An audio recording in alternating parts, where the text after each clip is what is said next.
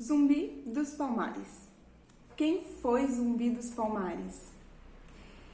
Da onde vem essa história que hoje a gente consegue enxergar com uma representatividade negra tão grande, né? Como que ela se transformou nesse movimento tão grande e tão significativo para o movimento negro hoje? Bom, é muito importante a gente começar analisando o grau de relevância que a gente está contando hoje essa história aqui. Nem sempre essa história ela foi tida como algo memorável enquanto representatividade. Por muito tempo ela foi considerada algo muito negativo, né?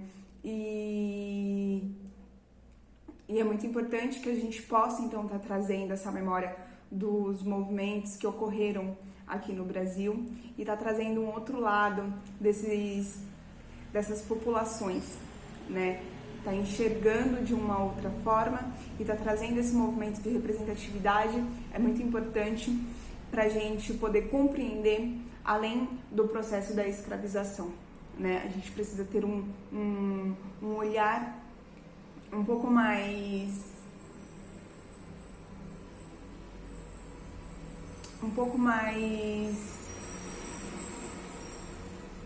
crítico, para essas situações, para a gente não ficar preso apenas em um modelo de história sobre as populações negras, né?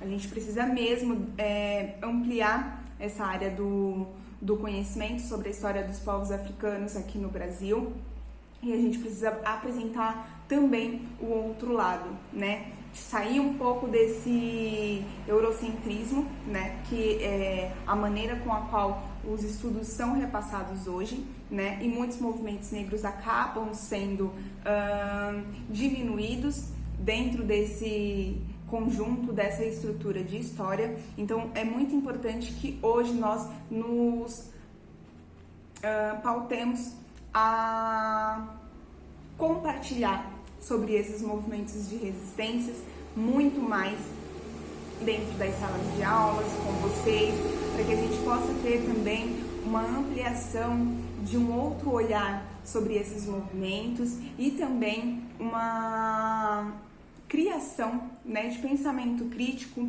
sobre esses dois lados dessas histórias que são contadas, né? Então, Zumbi dos Palmares. Acredita-se que zumbi seria então um cargo de liderança ou o nome de uma função, né? Podendo ser identificado como uma função social, né? O nome em si ele significa senhor de guerra. Então acredita-se que fosse um posicionamento dentro de um coletivo, né? Então é extremamente, como eu havia comentado, é extremamente especial e fundamental que a história da África e também a história do processo de escravização seja ampliado nos estudos, porque nós temos aqui no Brasil uma população muito grande, né, desses descendentes dos povos africanos, justamente porque o Brasil foi um dos países que mais recebeu escravizados. E é de extrema importância que essa memória ela seja trazida muito além do que a estereotipa.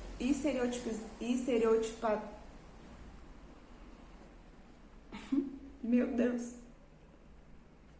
É muito importante que ela seja trazida, além da estigmatização que tem em cima dos corpos negros, né? Do negro vítima, do negro coitado, do negro incapaz. É necessário trazer as suas origens, é necessário trazer a sua força e a sua resistência enquanto memória para a população, de uma forma heróica também, assim como outros movimentos no Brasil se tornaram heróicos. Entretanto, eles não estavam dentro das resistências negras, né? se a gente parar para analisar, os movimentos negros, eles são sempre desvalorizados comparados aos movimentos de grupos brancos e elitizados que ocorreram no Brasil, né? A gente tem um pouco aí desse heroísmo colocado em cima de imagens de pessoas e de figuras que não necessariamente estavam resistindo, né? Como, por exemplo, os bandeirantes, né? Nós temos aí a figura de heroísmo em cima dos bandeirantes, e os bandeirantes, eles eram pessoas que caçavam, por exemplo, esses quilombos, né? Caçavam, por exemplo, tribos indígenas, e foi criado uma figura muito heróica dos bandeirantes, né? Principalmente na cidade de São Paulo. E, por exemplo, também com a Inconfidência Mineira, Tiradentes, né? Teve uma história muito compartilhada na nação. E esses movimentos negros, eles foram sempre desvalorizados. Então é extremamente importante que essas histórias, elas sejam trazidas e elas sejam lembradas e representadas dentro das salas de aulas, dentro das aulas que nós podemos estar compartilhando sobre esse assunto, para a gente trazer uma ressignificação dessa história e uma reintegração dessa história de uma forma positiva na sociedade, tá?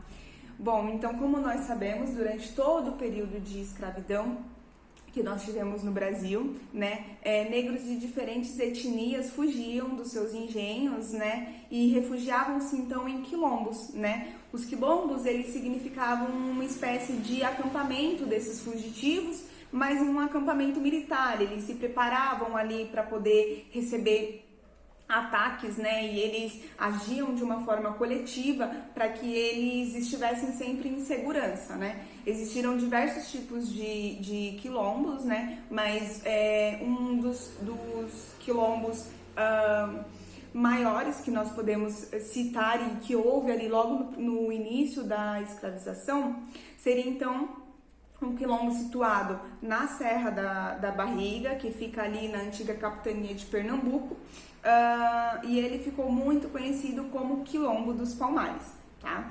É exatamente sobre ele que nós vamos falar hoje. O Quilombo dos Palmares, ele teve então os seus primeiros registros de unificação, né? De registros desses coletivos agindo juntos na segunda metade do século XVI, então foi bem ali no início mesmo da escravização no Brasil, né? Eles possuíam uma ótima técnica militarizada, né? De acordo com a segurança que era prioridade para eles, né?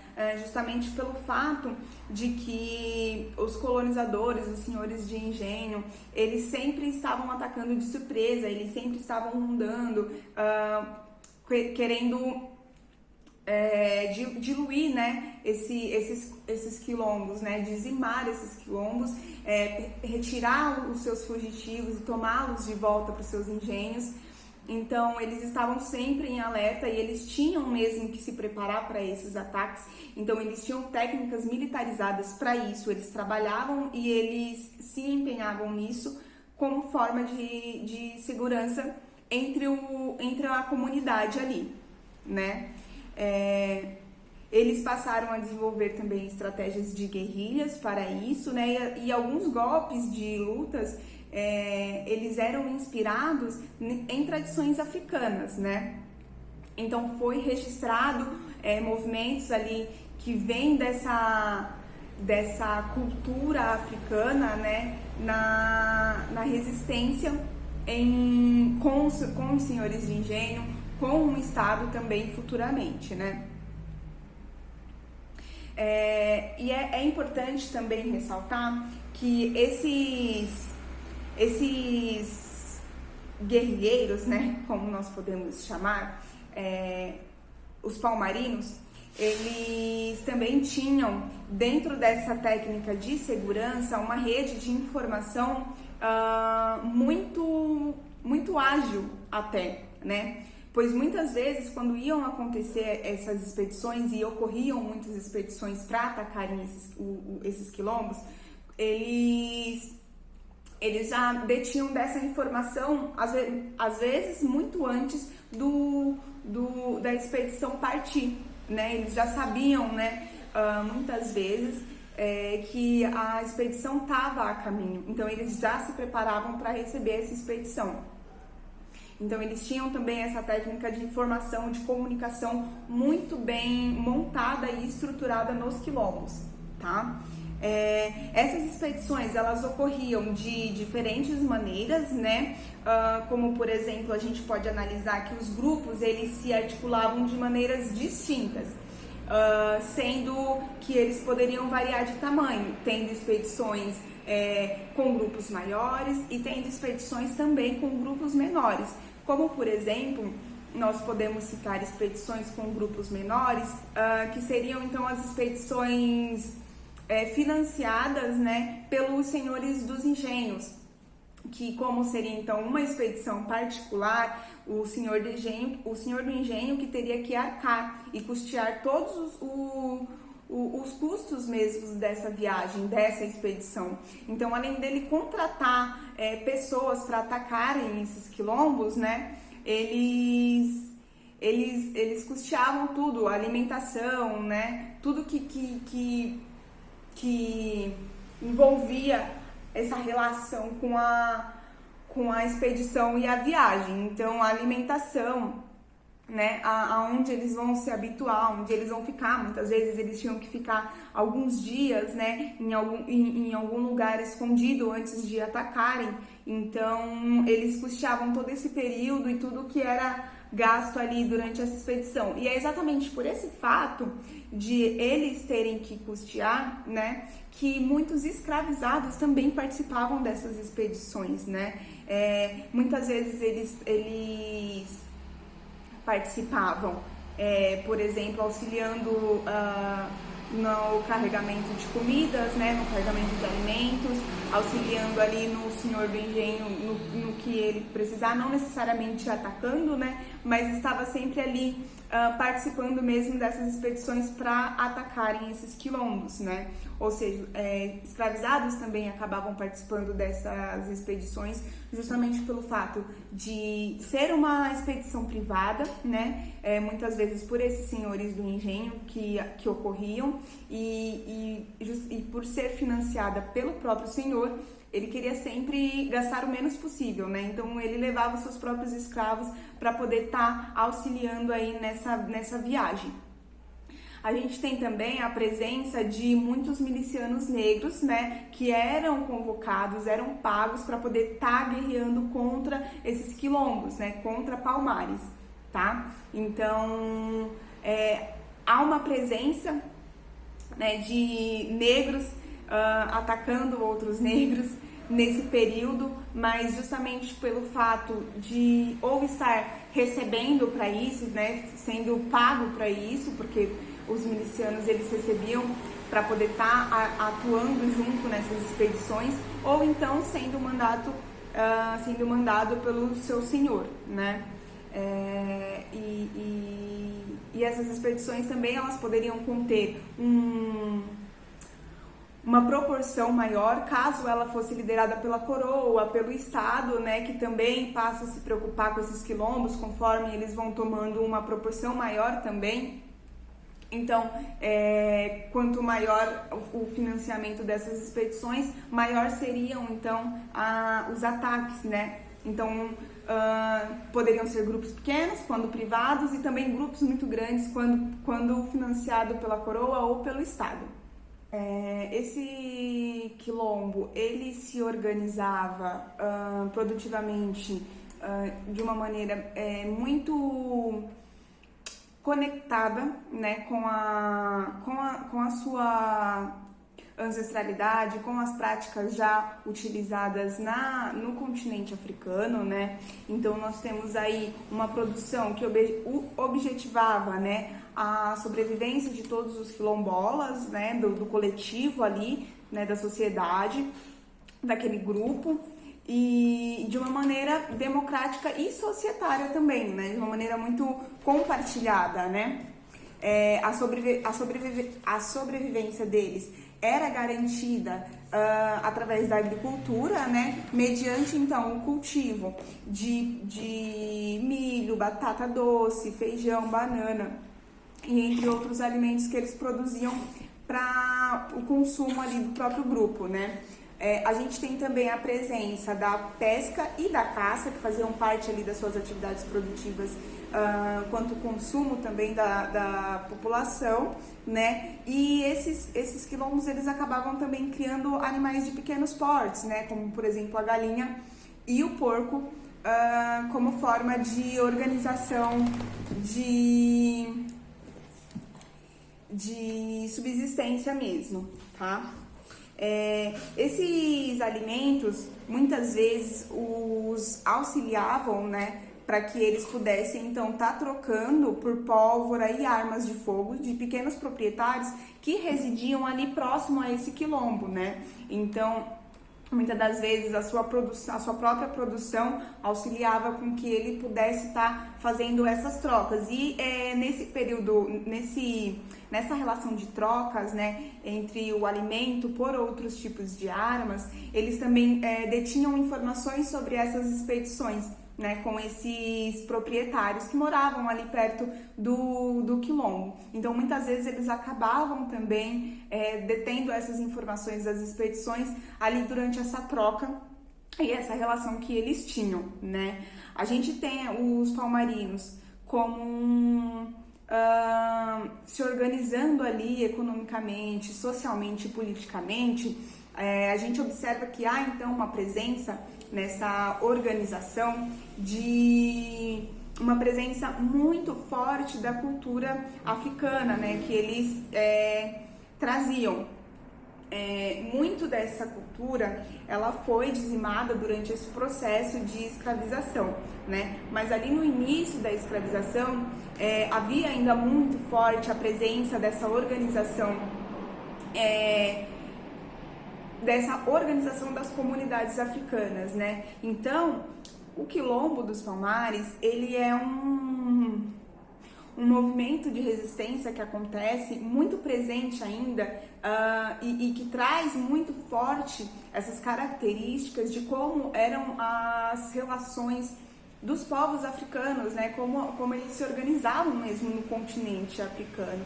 Então a gente vê ali uma presença dessa organização social que traz então essas memórias, né, dos seus antepassados, da sua comunidade, e a gente pode observar então que eles se organizavam através de líderes e conselhos, né? As pessoas mais velhas, elas participavam geralmente desses conselhos, auxiliavam ali nas decisões do governo, né? E a gente tinha um líder, né, que representava mesmo essa comunidade, né? E esse líder, ele era um líder tanto religioso quanto um líder político e militar, né? Ele tinha o dever ali de comandar as ações do coletivo, comandar as ações do quilombo, mas ele também tinha uma função extremamente importante para a comunidade, que seria então a função de se conectar com os seus ancestrais, né? E a gente consegue perceber que ainda hoje, né, nos resquícios que ficaram dessa crença, dessa cultura, as religiões africanas, de descendência africana, elas têm um valor, elas dão um valor, né, muito importante, muito simbólico para os seus antepassados. Então a gente consegue observar ali no quilombo essa organização de uma maneira muito característica de coletivos que se organizavam no continente africano dessa maneira, né? E a presença muito forte dessa religião e dessa crença também, tá?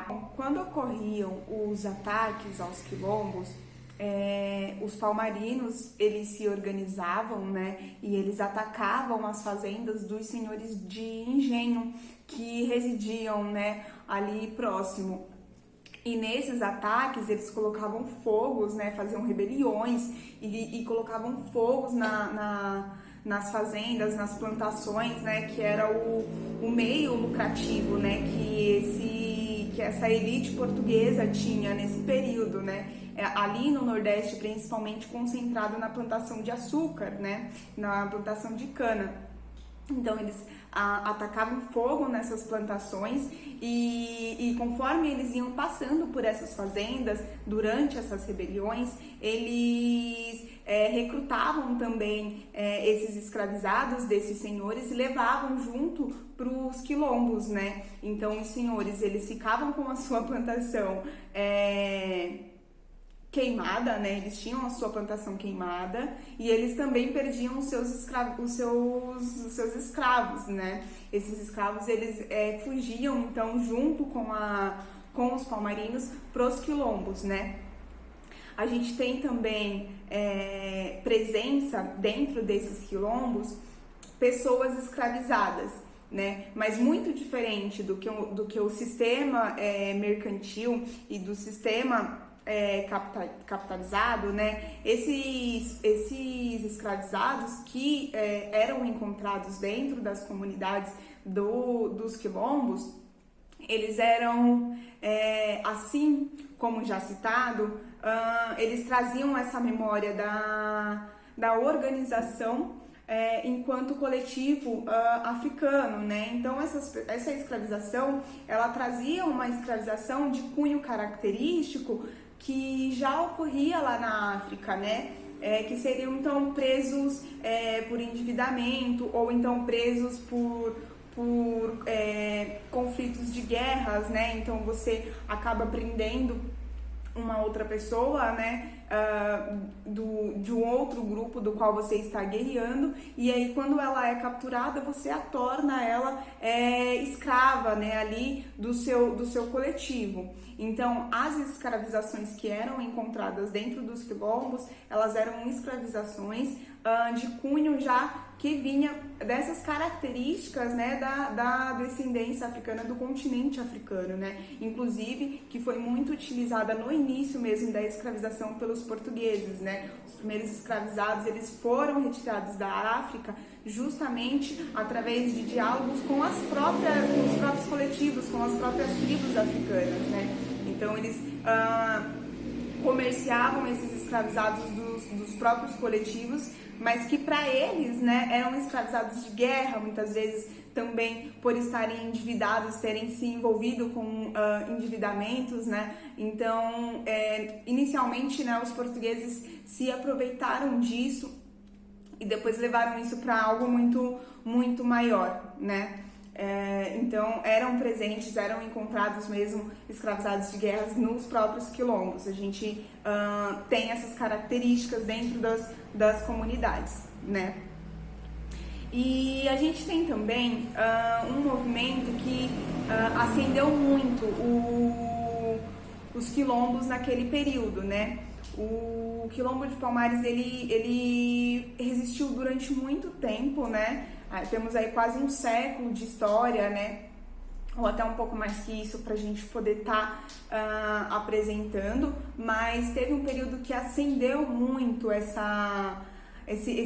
quilombo ali na região da Serra da Barriga, né? Que seriam então os ataques holandeses que aconteceram ali no Nordeste, que seriam então a invasão da busca ali do açúcar, né? O ataque às plantações de cana, aos engenhos, né? E quando esses ataques ocorreram, quando esses conflitos dos holandeses com os senhores engenho ocorreu ali naquela região, muitos escravizados fugiam nessas oportunidades e se refugiavam nos quilombos, né? Então, nesse período, foi um período muito crítico para a economia portuguesa no Nordeste, né? E foi um período em que a população dos quilombos teve uma crescente muito quantitativa, né, de habitantes ali dentro desses quilombos. Então, nós temos, por exemplo, ali no seu auge da comunidade, aproximadamente 20 mil pessoas que compartilhavam ali dentro desses coletivos, né? Essas comunidades, elas eram interligadas por trilhas na matas, né? Ela não era uma comunidade só, né? São diversas comunidades que se relacionavam de uma maneira com com seus líderes, né, e se dialogavam e conversavam entre si, estavam sempre ali se protegendo, né, então apesar de elas serem grupos distintos, né, e estarem afastadas, elas estavam interligadas e elas estavam sempre conectadas, né. Nós temos, por exemplo, os quilombos mais famosos que nós podemos citar seriam então o quilombo do Macaco, né, o quilombo de Andalactuxe, Dambraganga, Zumbi, Tabocas, Ozenga, Aqualtune e Acotirene, tá? Pra gente poder fazer uma comparação aí, o quilombo do Macaco, que era aí o maior de todos eles continham 6.000 pessoas, né?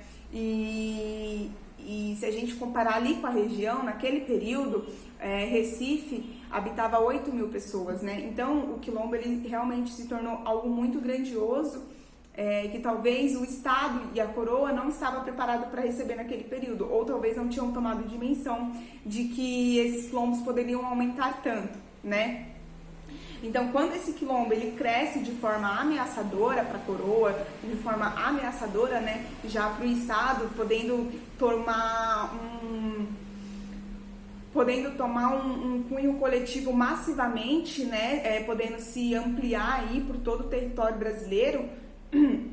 Então, as organizações políticas ali da cidade, eles passam realmente a observar, né, esses quilombos e a se preocupar muito com eles, né. Então, com quase ali um século, né, chegando ali a completar um século de história, né, e depois de diversas tentativas, né, de derrubar e acabar com essas comunidades, a coroa portuguesa decide investir pesadamente mesmo com a derrubada desse quilombo, né? Então ela realmente decide que é a hora dela investir pesado para a extinção desse quilombo, porque já tinha se tornado algo muito ameaçador para o Estado. Bom, vale ressaltar que esses quilombos, eles também não só se constituíam de escravos fugidos, né? Eles também constituíam aí de outras etnias, outros grupos que também eram excluídos da sociedade, como por exemplo os povos indígenas e também até mesmo pessoas brancas e pobres, né? Então, qualquer pessoa que estivesse à margem da miséria aí auxiliavam, então, e participavam também desses quilombos, né? Então, com essa crescente habitação aí dentro dos quilombos, que tomaram um tamanho inigualável, né? Que se compôs aí o maior quadro, né, de resistência que aconteceu durante a escravização, como isso acabou ameaçando muito, né, então a coroa e o Estado, aconteceu uma expedição organizada aí por Fernando Carrilho, né, que ocupa uma região ali próxima da onde está localizado os quilombos, né, e eles atacam diversas vezes até conseguir capturar alguns parentes de Gangazumba, né? Gangazumba, ele era então um dos líderes do quilombo, né? E isso faz com que Gangazumba entre em acordo com a coroa, né? E esse acordo, ele determina, né, que todos os libertos deixariam então os mucambos, né? E iriam residir em mucambos organizados pela coroa portuguesa. Então, eles seriam dominados pela coroa portuguesa e estariam ali sendo controlados pela coroa dentro de um mucambo que era determinado e construído então pelo Estado, né? E além disso, além de eles serem transferidos do próprio mucambo, né, individual, da onde eles estavam, para os mucambos da coroa, os nascidos em Palmares, eles seriam livres, né? Mas os fugitivos, eles retornariam a serem escravizados novamente, né? Esse termo, né? Essa acordância que aconteceu entre Gangazumba e a coroa, ela gerou um conflito e uma ruptura dentro do quilombo, né? Tendo aí um apoio a Gangazumba, né, apesar de ser menor, Gangazumba recebeu um apoio de uma parcela aí da população dos quilombos, mas a maioria foi contra, né, justamente pelo que estava posto dentro das condições para esse acordo, né? Então isso cria uma ruptura aí dentro dos quilombos, né? E entretanto o acordo ele dura muito pouco, porque o Gangazumba ele é envenenado e morto logo após o acordo, né? E quem ascende aí então como líder desses quilombos seria então o Zumbi dos Palmares, né? E o Zumbi, ele fazia parte ali da população que não concordava com o acordo com o qual o Gangazumba tinha fechado, né, com a coroa.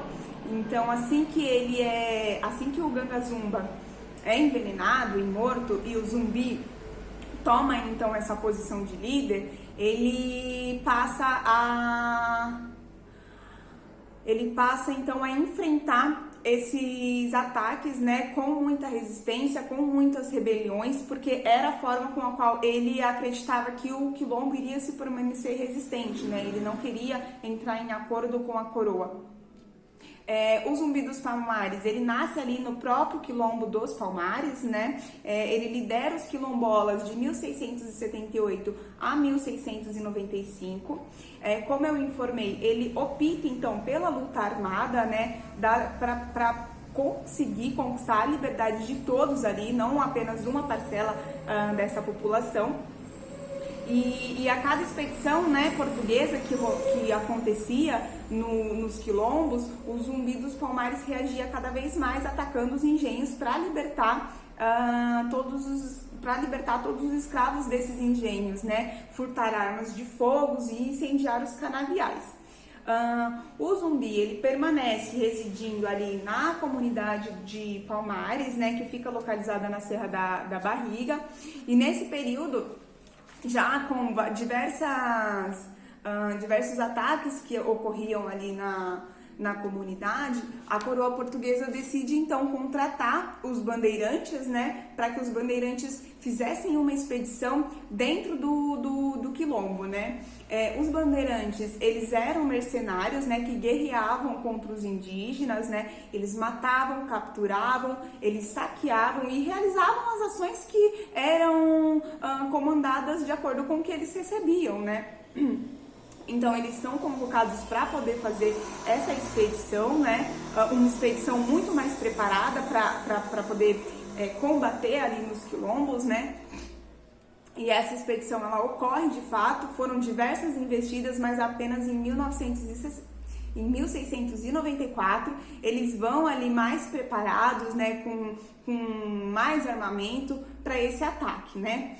Apesar da maioria dos militares palmarinos estarem ali na região para poder conseguir combater a esse ataque, foi uma guerra muito sangrenta, né? Então muitos palmarinos morreram nesse ataque. A guerra, então, ela dizimou muito dos quilombos, né? Mas alguns conseguiram fugir. Entretanto, um desses foram os Zumbi dos Palmares, né? Ele conseguiu fugir, se esconder e, inclusive, organizar um novo grupo, pequeno, claro, né? Mas ele conseguiu organizar um novo grupo para tentar continuar resistindo aí na luta, né? Entretanto, o Zumbi dos Palmares, ele foi entregue, né? Ele foi dedurado, como nós podemos dizer, né? Entregaram ele o local onde ele estava se escondendo, porque ele teve que ficar escondido durante um período ali com o seu grupo, né? Inclusive esse esconderijo, ele ficava atrás de uma cachoeira, né? Havia uma caverna dentro de uma cachoeira, eles nadavam, passavam por debaixo ali da queda e ficavam dentro da caverna, né? Eles residiam ali. Então, era um local estrategicamente pensado, né? Então, ele precisou realmente ser entregue para que os bandeirantes conseguissem encontrá-lo, né? Então, no dia 20 de novembro, ele foi encontrado, foi fuzilado, a sua cabeça ela foi decepada, né? E ela foi exposta na praça Pátio do Carmo, na cidade de Recife, para poder simbolizar então aí as consequências de uma resistência, né, de uma luta. Como ele era o líder, ele era o símbolo dessa resistência, o símbolo desse quilombo, né? Ela foi exposta ali na praça como uma maneira de ameaça, né? Ameaça às possíveis resistências, aos possíveis grupos e coletivos que poderiam vir surgir futuramente, né? Então, assim, dessa maneira horrorosa, né, acaba e se encerra o Quilombo dos Palmares, que foi resistente durante um longo período, né, foi quase um século, por volta de um século ali de resistência. Esses quilombos, eles tomaram uma proporção enorme, né, eles se organizavam de uma maneira muito colaborativa, né, para a comunidade, num sentido coletivo, né?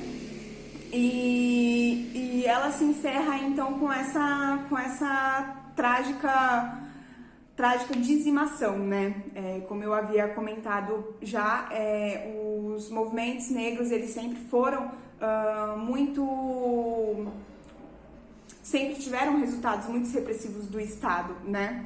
E o movimento da Guerra dos Palmares, né, o Quilombo dos Palmares, ele se torna então aí um ato muito simbólico dessa resistência, principalmente ali no início da escravização, né? Mas apesar de ser um ato uma resistência, um movimento tão simbólico que ocorreu, pelo fato dessas resistências negras serem sempre muito mal interpretadas, muito mal vistas pela sociedade brasileira, apenas em 1988 que o governo federal funda então uma instituição chamada Fundação Cultural Palmares, né, com o intuito de promover uma política cultural igualitária e inclusiva para a população negra na sociedade brasileira, né? Então, ou seja, foram precisos passar séculos para que esse movimento ele pudesse ser visto de uma maneira representativa, né, para essa população. E durante esses séculos foi instituído de que esse movimento foi um movimento muito negativo, né? E isso também não está colocado na educação brasileira, né? Como eu havia comentado no início da nossa aula, né? Os movimentos, eles têm distintos pesos, distintos valores são atribuídos aos movimentos, né? Como, por exemplo, a gente poderia ter comparado a Inconfidência Mineira com o movimento dos Palmares, né? Então, eles têm valores distintos, uns são considerados heróis e outros são apagados durante toda a história. Então, é de extrema importância que a gente reafirme a simbologia desse movimento na historiografia brasileira, né? E de acordo, então, aí com o conteúdo que a gente estudou nessa aula, foi elaborada uma questão modelo Enem para a gente poder estar analisando, né, e tá podendo repensar esse conhecimento adquirido hoje e testá-lo, né? Então, de acordo com o conteúdo estudado, né, nós vamos responder essa questão. A questão se inicia: a coroa decide investir pesadamente para a extinção dos quilombos e seus líderes. Isso se deu por quê? Alternativa A: os quilombos impediam o crescimento de comércio na região. Alternativa B: os senhores de engenho temiam ter suas plantações dominadas pelos palmarinos. Alternativa C: os bandeirantes tinham domínio na perseguição indígena, que contava com esses quilombos, que causavam grande ameaça. Alternativa C: os bandeirantes tinham domínio na perseguição indígena, que, com contato com esses quilombos, causavam grande ameaça.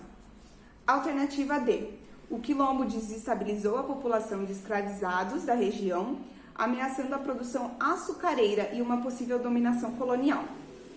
Alternativa E: o quilombo poderia se juntar aos holandeses e causar graves consequências aos produtores de cana em domínio geral do Nordeste. Dentre todas essas alternativas, a nossa alternativa correta é a alternativa D, que seria então o quilombo desestabiliza a população de escravizados na região justamente pelos ataques às rebeliões que tomavam esses escravizados ali da região e faziam com que eles se refugiassem, né, e se destinassem aos quilombos, fazendo com que faltasse mão de obra, né, ali na plantação dos canaviais. E devido ao tamanho que tomou a proporção desse movimento, né, ele acaba se tornando um movimento ameaçador que poderia aí tomar um domínio, sim, colonial ali da região do Nordeste, tá? A alternativa A está incorreta, né, que seriam então os quilombos impediam o crescimento de comércio na região, eles não impediam, né, eles realmente apenas influenciaram na falta da mão de obra de escravizados ali nas plantações de cana, né. Os senhores de engenho temiam ter suas plantações dominadas pelos palmarinos, isso também não é colocado, né, como correto.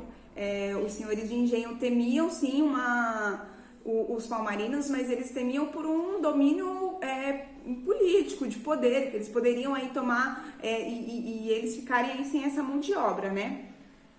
Os bandeirantes tinham domínio na perseguição indígena na perseguição indígena, né? E que com o contato com esses quilombos causavam grande ameaça. Realmente a população indígena também fazia parte aí desses quilombos, né? Mas não necessariamente foi porque os bandeirantes foram atrás desses quilombos, né?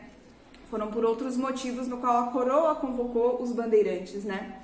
E a alternativa E, que também é uma alternativa incorreta, seria o quilombo poderia se juntar aos holandeses e causar graves consequências aos produtores de cana em domínio geral do Nordeste. Não, também não haveria essa possibilidade dos quilombos se juntarem aos holandeses, até porque a luta dos quilombos, ela era uma luta muito representativa para eles, e ela era anticolonialista, né? Ela era uma luta anti-imperialista, então eles queriam que todas as pessoas fossem livres e não ficassem sob nenhum domínio de qualquer tipo de colonização, tá? Então, esse foi o nosso conteúdo estudado de hoje. Eu espero que vocês tenham gostado, tenham aprendido um pouquinho mais sobre essa resistência negra no Brasil, que é tão importante a gente estar falando, estar ressaltando e estar sempre colocando aí em pauta essa memória, tá bom? Muito obrigada por tudo até aqui. Um grande beijo e abraço. Tchau, tchau.